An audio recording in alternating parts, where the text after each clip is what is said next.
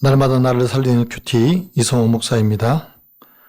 오늘 큐티 본문은 사사기 18장 21절에서 31절까지입니다. 오늘도 말씀으로 우리와 함께 하시는 하나님 감사합니다. 신앙의 본질을 잃지 않기를 원합니다. 말씀해 주시옵소서. 듣겠습니다. 신앙의 본질을 잃지 않으려면 첫째로 우상을 의지하지 말아야 합니다. 21절에서 그들이 미가의 집을 멀리 떠난 때에 미가의 이웃집 사람들이 모여서 단 자손을 따라 붙어서 라고 합니다. 단지파 사람들이 미가의 집에서 에봇과 드라빔과 새긴 우상을 미가의 제사장에게서 받아서 그와 함께 떠납니다. 이때 미가가 그의 이웃들과 함께 단지파를 추격합니다. 왜냐하면 자기 집에서 섬기는 우상과 자기 제사장을 단지파가 데려갔습니다. 그래서 그것을 되찾기 위해서 단지파를 따라 붙습니다. 23절과 24절에서 미가가 단자손을 불러서 자기가 믿는 신들과 제사장을 빼앗아간 것에 대해서 항의를 합니다. 그러자 25절과 26절에서 단자손이 미가를 위협합니다. 미가는 단자손이 자기보다 강한 것을 보고 집으로 돌이켜 돌아옵니다. 지금 미가는 단지파에게 빼앗긴 신상과 우상의 물건들로 인하여 탄식을 하고 있습니다. 이 얼마나 어리석은 신앙의 모습입니까? 하나님께서 단지파를 통해서 우상을 섬기고 따르는 것에 대해서 경고하심에도 불구하고 깨닫지 못하여 추격하고 찾아오려고 하는 미가의 잘못된 신앙을 볼 수 있습니다. 하나님보다 눈에 보이는 대상에 마음을 두고 의지하면 우리는 신앙의 본질을 쉽게 잃어버리게 됩니다. 또한 그것을 빼앗기거나 그것이 내 눈앞에서 사라질 때 우리는 허무함을 느끼게 됩니다. 내가 지금 하나님보다 더 기대하고 바라고 원하는 것이 있다면 그것이 다 우상입니다. 눈에 보이는 우상만 우상이 아니라 보이지 않는 우상, 즉 내 마음을 갉아먹는 우상을 버려야 합니다. 그리고 만왕의 왕이신 하나님만 섬겨야 합니다. 적용 질문입니다. 내가 하나님보다 더 바라고 원하고 기대하는 것은 무엇입니까? 나는 평안을 얻고자 누구를 찾습니까? 하나님입니까? 아니면 돈이나 권력입니까? 신앙의 본질을 잃지 않으려면 둘째로 온전한 예배를 드려야 합니다. 27절에서 29절을 보면 단지파의 600명의 용사들이 미가의 우상과 레위인 제사장을 데리고 북쪽으로 올라가서 라이스 성을 공격합니다. 라이스 백성들이 시돈과 멀리 떨어져 있고 다른 민족들과 교류가 없어서 조용하고 평안하게 살고 있었는데 단지파가 이들을 칼로 쳐서 성을 빼앗습니다. 그리고 그 성읍 이름을 단이라고 부릅니다. 30절과 31절에서 단 자손이 자기들을 위하여 그 새긴 신상을 세웠고 모세의 손자요 게르솜의 아들인 요나단과 그의 자손은 단지파의 제사장이 되어 그 땅 백성이 사로잡히는 날까지 이르렀더라. 하나님의 집이 실로에 있을 동안에 미가가 만든 바 새긴 신상이 단 자손에게 있었더라고 합니다. 이제 단지파 지역은 공식적인 우상 숭배 제도가 확립이 되었습니다. 충격적인 것은 모세의 아들 게르솜의 후손이 이 우상 숭배에 동참을 하고 거기 제사장으로 있게 된다는 것입니다. 이것은 심각한 영적 타락의 모습을 보여줍니다.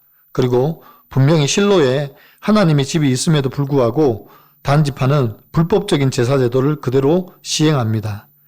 이것이 사사시대의 핵심 내용을 보여주는 장면입니다. 그때에 이스라엘 왕이 없으므로 사람이 각각 자기 속인에 옳은 대로 행하였다는 것을 잘 보여줍니다. 하나님의 백성들이 하나님을 예배하는 참된 예배를 버리고 우상을 숭배하고 자기 소견에 옳은 대로 행함으로 망하게 되는 결과를 초래하게 되는 것입니다. 적용 질문입니다. 내가 하나님을 버리고 우상을 섬기듯 세상을 섬긴 사건은 무엇입니까? 나는 예배를 통해 하나님께 영광을 돌립니까? 아니면 내 욕심을 채우려고 수단으로 삼고 있습니까? 행복한 결혼 생활과 가족 신화라는 신상에 사로잡혀 가정의 제사장 자리에 앉아 남편을 무시하며 옳고 그름에 칼날을 휘둘렀던 죄를 고백하고 자기 소견에 옳은 대로 행한 제가 100% 죄인임을 기억하며 진정한 왕이신 예수님을 내 마음에 모시기를 원한다는 한 성도님의 큐티인 묵상 간증입니다. 매년 여름이면 저희 집은 에어컨 문제로 소동이 끊이질 않습니다. 남편은 안방 에어컨 희망 온도를 18도에 맞추고 겨울 이불을 덮고 자는 습관이 있습니다. 방문을 열면 시베리아도 울고 갈 추운 바람이 쏟아져 나옵니다. 자기도 추운지 두꺼운 극세사 이불을 턱 밑까지 끌어올리고 있습니다. 그 모습이 얼마나 꼴보기 싫은지 이루 말할 수 없습니다. 낭비되는 에너지와 전기세를 생각하면 화가 치밀어 오릅니다.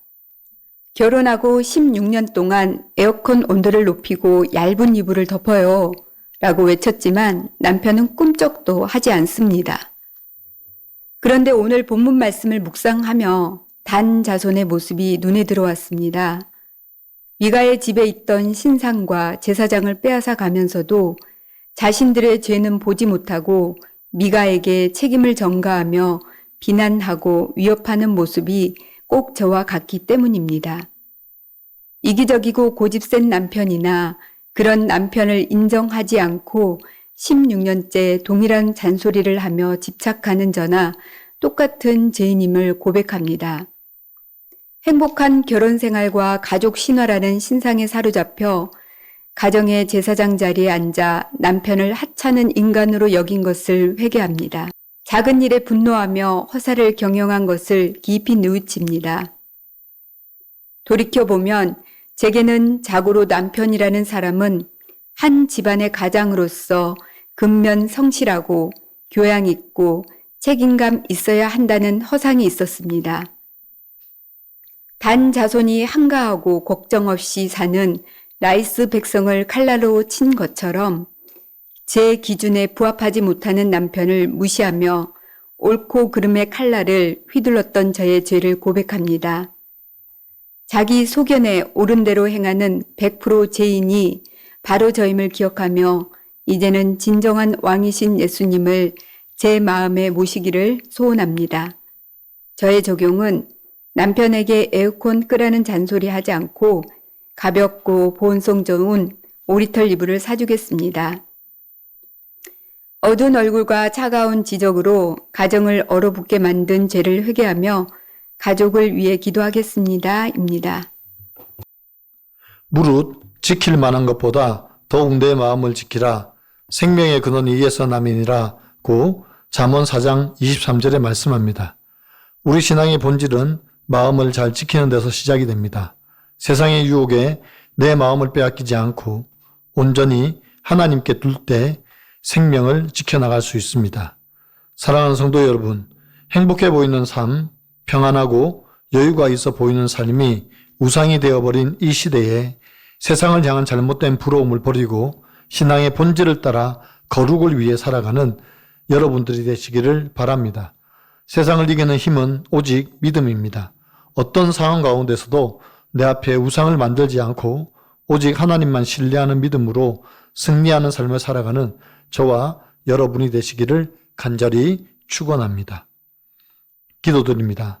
사랑하는 주님, 주님과 동행하는 삶을 잃어버리니 자꾸만 내 필요와 내 공급을 채워줄 것만 같은 우상을 만들며 살아가고 있습니다. 그래서 마냥 잘 먹고 잘 사는 것 같은 세상이 부러울 때도 있습니다. 주님, 이렇게 어리석은 생각과 마음을 품고 있는 저희를 용서하여 주시옵소서. 지금까지 이 자리까지 인도하신 분이 오직 하나님이신 것을 인정하며 에베네셀의 하나님만 의지하며 바라보게 하여 주시옵소서. 이제는 본문에 나오는 미가와 같이 자기를 위한 우상을 만들지 않게 하시고 또 그 우상을 빼앗아 자기 민족의 우상으로 만들었던 단지파와 같이 어리석게 행하지 않게 도와 주시옵소서. 이제 내 소견에 옳은 대로 행하는 죄악을 버리게 하시며 하나님께 묻고 말씀을 쫓아 살아가며 신앙의 본질을 회복하게 도와 주시옵소서. 하나님 앞에 온전한 예배로 나아가게 도와 주옵소서. 감사하며 예수 그리스도의 이름으로 기도드리옵나이다. 아멘.